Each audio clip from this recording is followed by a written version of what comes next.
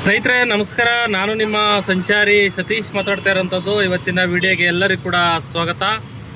First time ನಮ್ಮ YouTube ಚಾನಲಲ್ಲಿ ವಿಡಿಯೋವನ್ನು ನೋಡ್ತಾ ಇದ್ದರೆ ದಯಮಾಡಿ ಒಂದು ಸಬ್ಸ್ಕ್ರೈಬ್ ಮಾಡಿ, ನಿಮ್ಮ ಅನಿಸಿಕೆ ಅಭಿಪ್ರಾಯಗಳನ್ನು ಕಮೆಂಟ್ ಮುಖಾಂತರ ತಿಳಿಸಿ.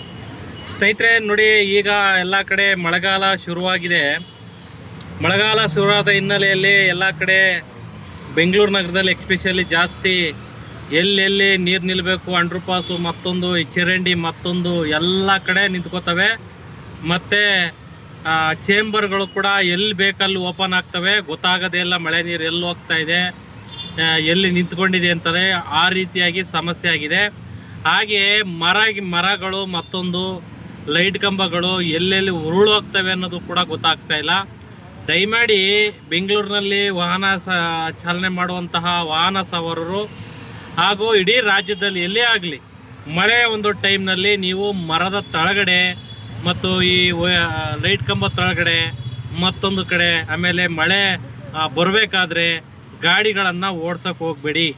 ಯಾಕೆಂತಂದರೆ ಇಲ್ಲಿ ನಾವೇನೋ ಒಂದು ಅರ್ಜೆಂಟ್ ಇದೆ, ಎಲ್ಲೋ ಹೋಗ್ತಾ ಇದ್ದೀವಿ ಮತ್ತು ಹೋಗಲೇಬೇಕು ಅಂತ ಹೇಳಿ ಏನೋ ನಿರ್ಲಕ್ಷ್ಯತನ ಮಾಡಿ ಹೋಗ್ಬಿಡ್ತೀವಿ. ಆದರೆ ಈ ರೀತಿಯಾಗಿ ಮರಗಿಡಗಳು ಬಿದ್ದು ನಿಮ್ಮ ಗಾಡಿಗೆ ಹಾನಿ ಆಗ್ತವೆ. ನಿಮಗೂ ಏನಾದರೂ ಕೂಡ ಫ್ಯಾಕ್ಚರು ಮತ್ತೊಂದು ಏನೇ ಒಂದು ಸಾವು ನೋವುಗಳಾಗ್ತವೆ.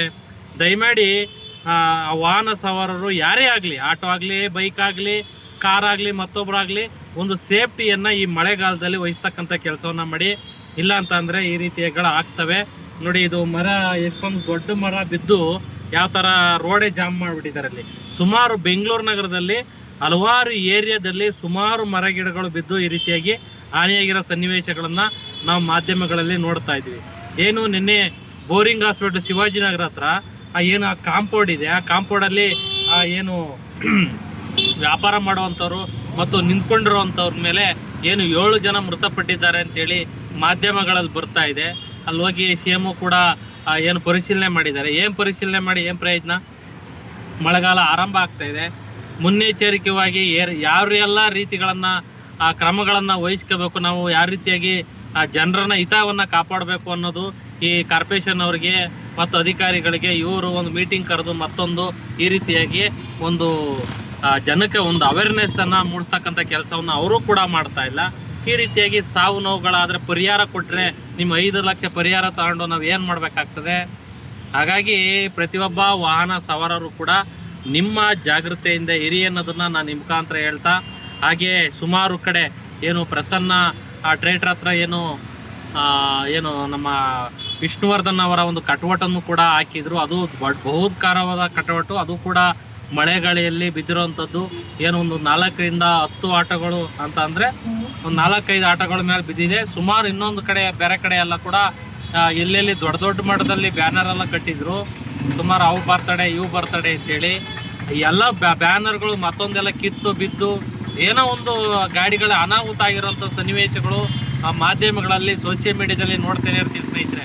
ಹಾಗಾಗಿ ಪ್ರತಿಯೊಬ್ಬ ಆಟೋ ಚಾಲಕನಾಗಲಿ, ಕ್ಯಾಬ್ ಚಾಲಕನಾಗಲಿ ಮಳೆ ಹುಯ್ಯುವಂಥ ಟೈಮ್ನಲ್ಲಿ ದಯಮಾಡಿ ಎಲ್ಲೋ ಒಂದು ಕಡೆ ಸೈಡ್ಗೆ ಹಾಕೊಂಡು ನಿಂತ್ಕೊಳ್ಳಿ. ಡ್ಯೂಟಿ ಮಾಡೋಣ.